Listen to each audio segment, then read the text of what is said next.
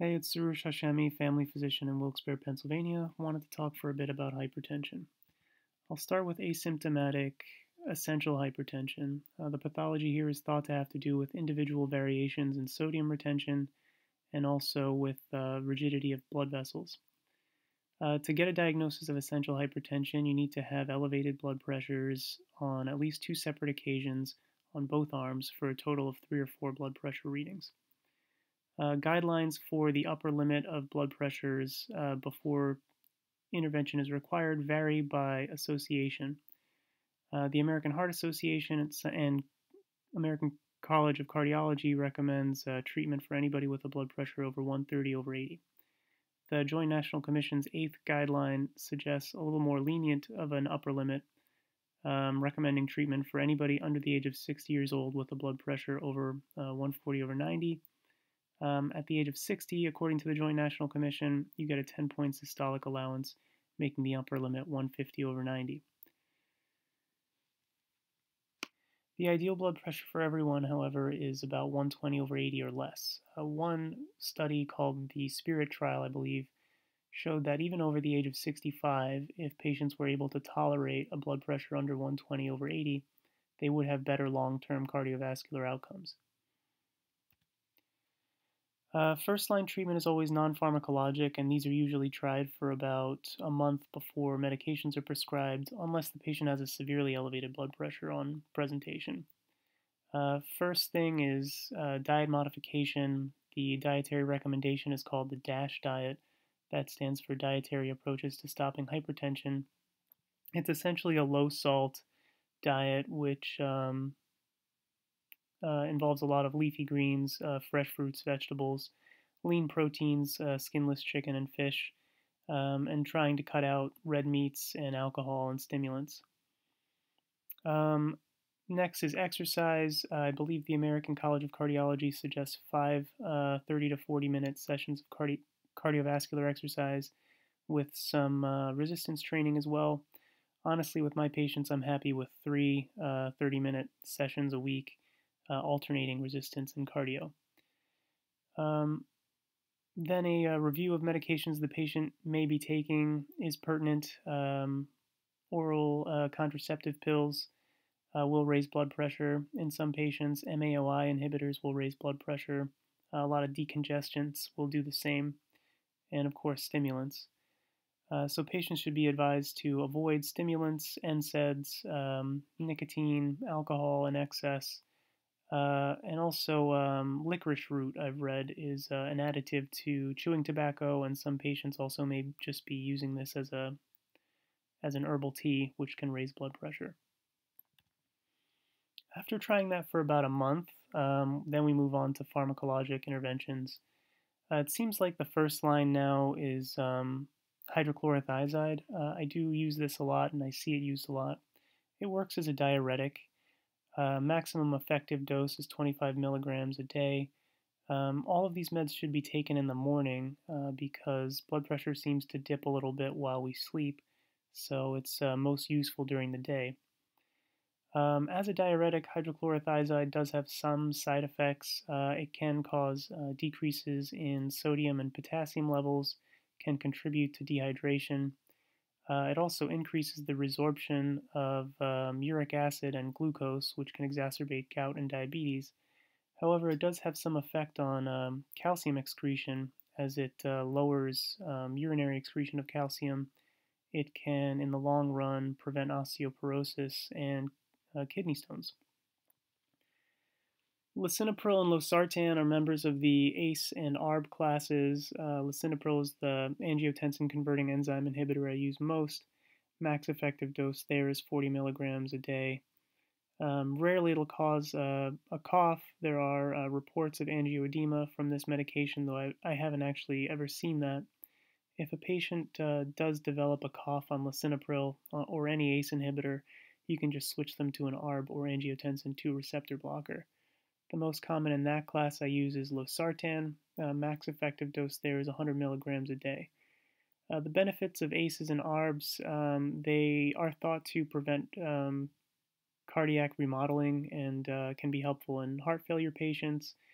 They also are shown to prevent diabetic nephropathy and are indicated in any diabetic with proteinuria or microalbuminuria.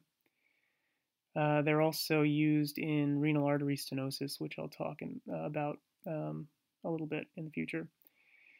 And then another drug I use a lot is amlodipine, which is a dihydropyridine calcium channel blocker. Max effective dose there is 10 milligrams a day. This is dihydropyridine, so it doesn't affect cardiac contractility as much. It won't cause bradycardia. It usually won't cause an ionotropic defect either, but it can contribute to peripheral edema. So you can mix and match these classes of meds. The only two you can't use at the same time is an ACE and an ARB because they work so similarly. But different combinations of these three classes are usually used to get blood pressure under control, and initial combination therapy with two of them at the same time is recommended at starting doses if blood pressure is more than 20 over 10 millimeters mercury over goal, meaning using the JNC8 guidelines, which I tend to use more often. A person under the age of 60 with a blood pressure of 160 over 100 would be started on two at the same time. There are combined medications with hydrochlorothiazide and lisinopril or losartan in the same pill, which means one less pill a patient would have to take. So that's useful if insurance will cover it. And hydrochlorothiazide can be combined with amlodipine as well in the same pill or not, and that usually tends to resolve the peripheral edema that can sometimes be seen with amlodipine. Other pharmacologics, which are not first line, are the beta blockers. I think they are used a little bit more selectively because of the side effects. They can cause bradycardia. The non-selective ones can cause exacerbations in pulmonary disease like asthma or COPD. They can also cause orthostatic hypotension and some dizziness. In theory, they can also contribute to depression and erectile dysfunction. One of the beta blockers that I like most is carvedilol. It's a selective alpha blocker as well as a non-selective beta blocker. That makes it a little more effective than the other ones. Max effective dose there is 25 milligrams a day. I'm sorry, twice a day. That's a BID dose. But because it's non-selective, it can contribute to worsening of respiratory symptoms in people who have either asthma or COPD. And as a beta blocker, it can cause some of those other side effects I mentioned. If a patient is unable to tolerate the non-selective beta effects, or they just don't want to take a twice-a-day med, then I'll use atenolol, which is a selective beta-1 blocker, which shouldn't have the pulmonary symptoms since it's only acting on beta-1 receptors, which are on blood vessels and on the heart. Max effective dose for that one is 100 milligrams a day. Again, take it in the morning. And the main side effect with that one is bradycardia. But the most often drug used as a fourth medication, if the patient is already on all three other classes, meaning an ACE, a diuretic, and a calcium channel blocker, is spironolactone. That's a potassium-sparing diuretic. It acts directly by antagonizing aldosterone receptors. Max effective dose there is 100 milligrams a day. Again, take it in the morning. And it does have some side effects, though, so you really have to watch electrolytes very closely because it can cause a hyperkalemia, and it can also cause some hormonal disorders like gynecomastia in men. But it is useful also in females who have hirsutism, as it can reverse that. Once you're past the point where a patient is on 2 or 3 meds, they're already on triple therapy and they're still not controlled, that's called resistant hypertension. And at that point, a referral to a hypertension specialist was probably pertinent. Hypertension specialists are basically just cardiologists and nephrologists. So referral to either of those specialties, depending on the patient's presentation, might be a good idea. And then usually they'll start one of these meds in addition or one of these next ones. These drugs I called the last resorts. They're not used usually, but they are used in cases of very high severe hypertension, which is resistant to other medications, or where other meds are not tolerated or contraindicated. The most common, most effective med is hydralazine. It's a peripheral adrenergic blocker. There are different dosings suggested. Hippocrates suggested 50 milligrams 4 times a day.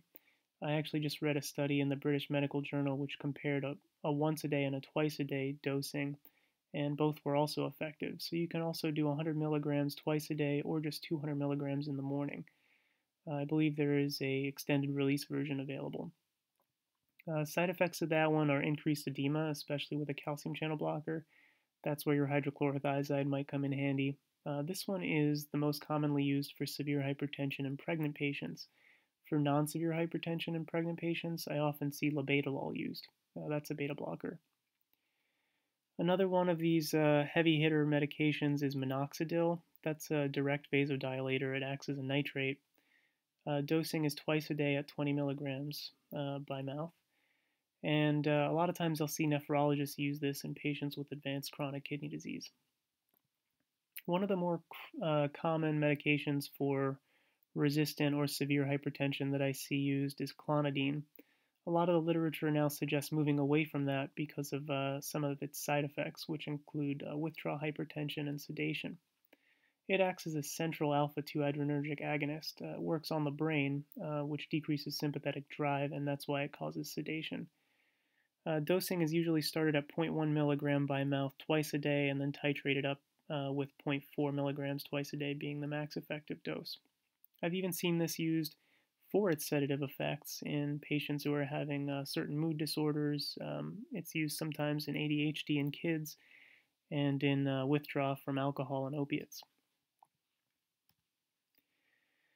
So, the American Academy of Family Physicians suggests a basic workup for all newly diagnosed hypertensive patients, which includes an EKG looking for signs of left ventricular hypertrophy or other cardiac disease, and it's also good to have a baseline EKG anyway.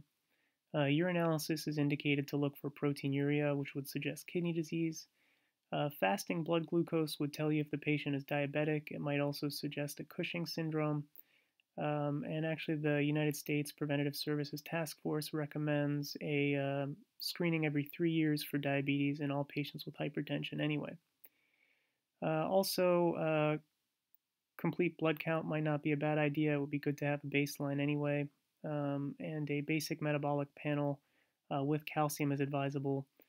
A lot of the secondary types of hypertension, like hyperaldosteronism, for example, will present with electrolyte imbalances.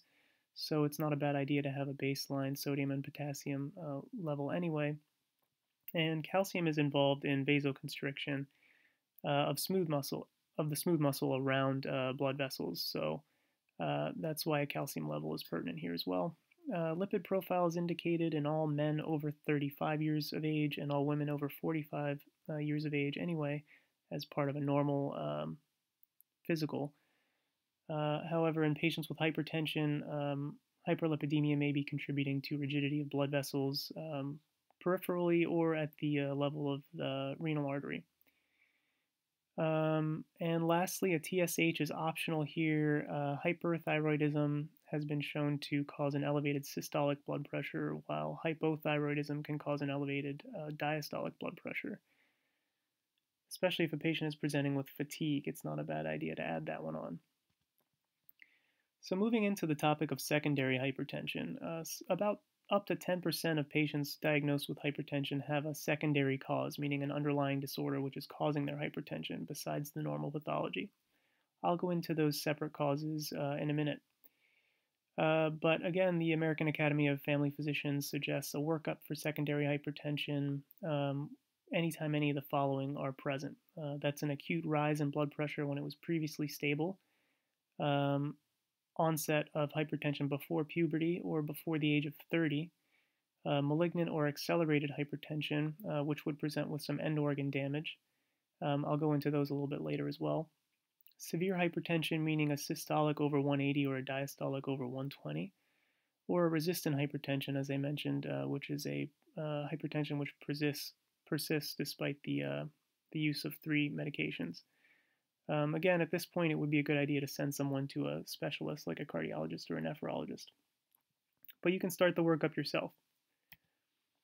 So, main causes of secondary hypertension.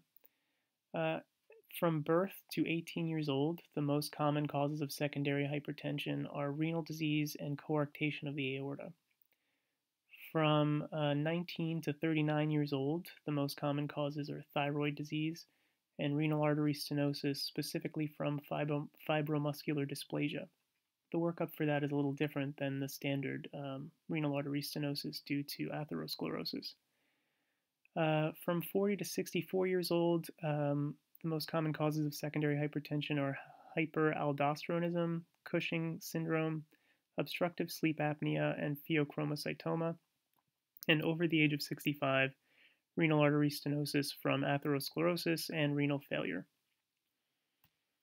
So a little more detail, if you have a patient under 19 who presents with hypertension, workup for secondary hypertension would include a urinalysis and renal ultrasound to work up a possible renal parenchymal disease.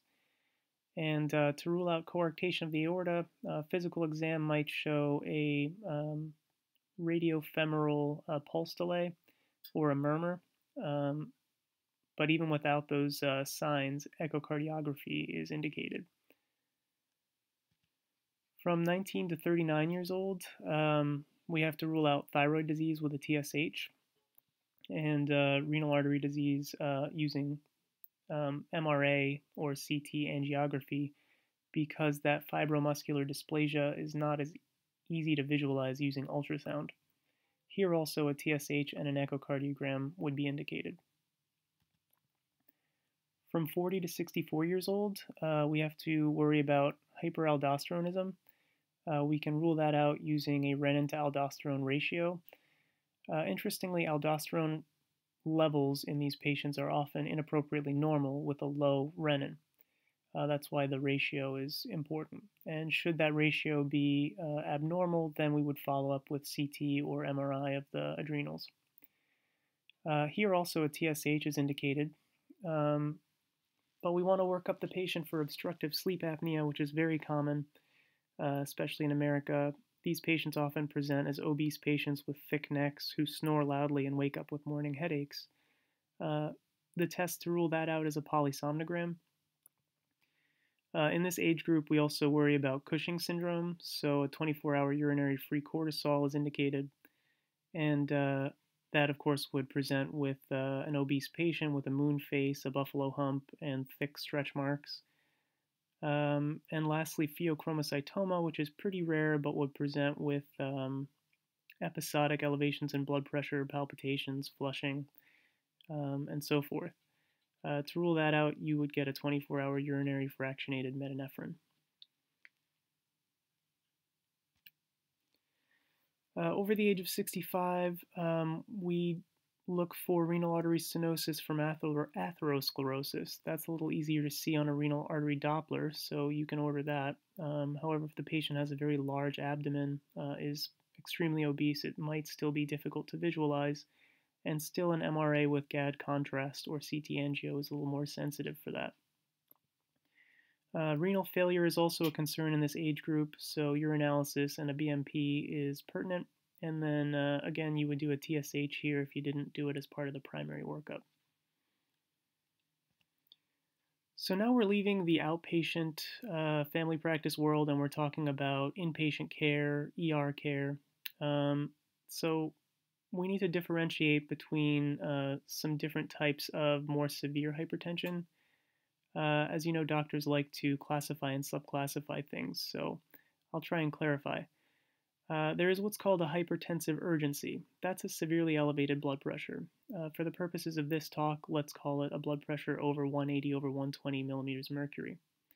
In hypertensive urgency, there's no end organ damage, so no elevated creatinine, no confusion, no abdominal pain, vomiting. Labs are normal, urinalysis is normal, no papilledema. This is not an emergency and doesn't require inpatient care. You still could just start them on double therapy with one of those first classes, hydrochlorothiazide and amlodipine, or hydrochlorothiazide and a ACE or ARB, or some other combination of those meds, and just follow them up closely. But then we get into hypertensive emergencies. These are actual emergencies and require inpatient care, usually in the intensive care unit. Here we would see a blood pressure over 180 over 120, but with end organ damage. Most commonly affected organs are kidneys, brain, heart, the vascular system. You might see, God forbid, a dissection of the aorta. And there's also a lot of GI side effects or GI effects with nausea and abdominal pain a lot of the time. You might see what's called a hypertensive encephalopathy, which is usually a confusion, headache, nausea, vomiting. You might also see an accelerated hypertension, which is just another type of hypertensive emergency. That's a recent significant increase in blood pressure with end organ damage.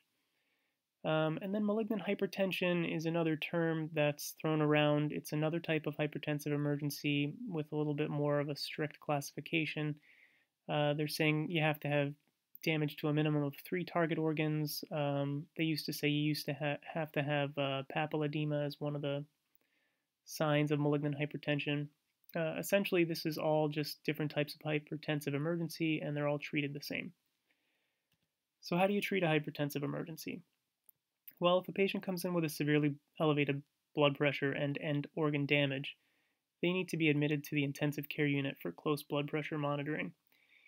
Bed rest is suggested because usually these patients will have an altered mental status, and also just moving around might elevate their pressure a little more.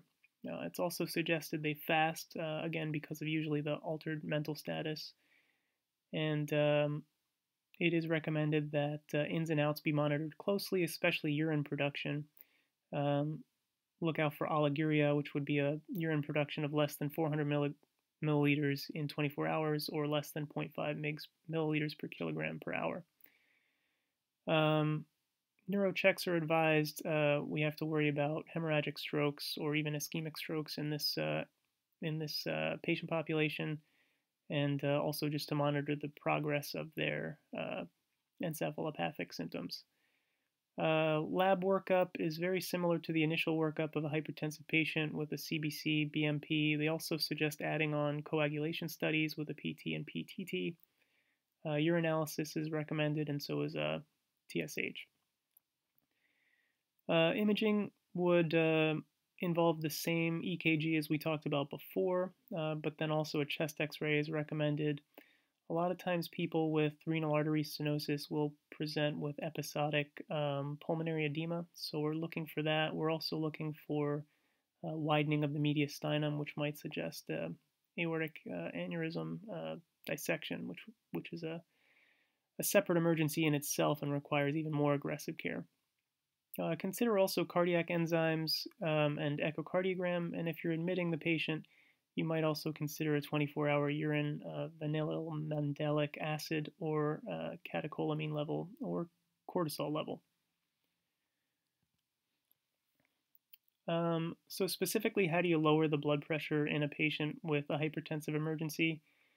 The most commonly used drug I've seen is labetalol. It's a beta blocker. It's got an IV and a PO version, so conversion from the IV to the PO dose is a little smoother. It's got a pretty fast onset and a pretty long duration, coming on at 5 minutes and lasting up to 8 hours. The dose most commonly used, 20 milligrams IV every 10 minutes, looking for the appropriate response, and I'll tell you how specifically to lower the blood pressure in a minute, what response you're looking for. There's also an infusion protocol for labetalol, and max dose is 300 milligrams total. Labetalol is especially useful in cases of hypertensive encephalopathy, as it does seem to help with intracranial pressure a little bit. The next most common drug is nicardipine. It's another dihydropyridine calcium channel blocker. Similar onset in 5 minutes, a little bit of a shorter duration, 6 hours. This is usually administered 5 milligrams IV every hour, and then you can increase by 2.5 every hour for the appropriate response, with the max dose being 15 milligrams per hour. There is a drip available for that also, an infusion protocol.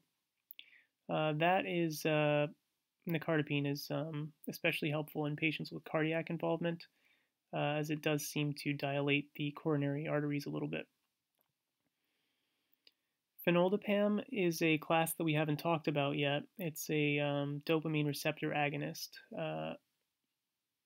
It turns out there's D1 receptors on blood vessel walls, and so dopamine receptor agonist will cause some vasodilation, which can help lower blood pressure pretty quickly.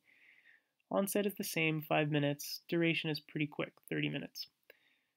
So this is almost always given as an infusion, and it's a weight-based dosing, given at 0.1 to 0.3 micrograms per kilogram per minute IV, and increased by 0.1 every 15 minutes for the appropriate response. This is often used in cases where there is extreme kidney involvement. So the response you're looking for with a hypertensive emergency, unless there is a aortic dissection, you don't want to drop blood pressure too quick. The reason for that being the body has adapted to having this exceptionally high blood pressure, and lowering it too quickly will cause ischemia in watershed areas. So you can cause a stroke, you can cause kidney damage, and so forth with dropping the blood pressure too quick. So the guidelines suggest reducing the initial blood pressure by no more than 25% within the first hour. If stable, then you would reduce the blood pressure to 160 over 100 within the next 2 to 6 hours.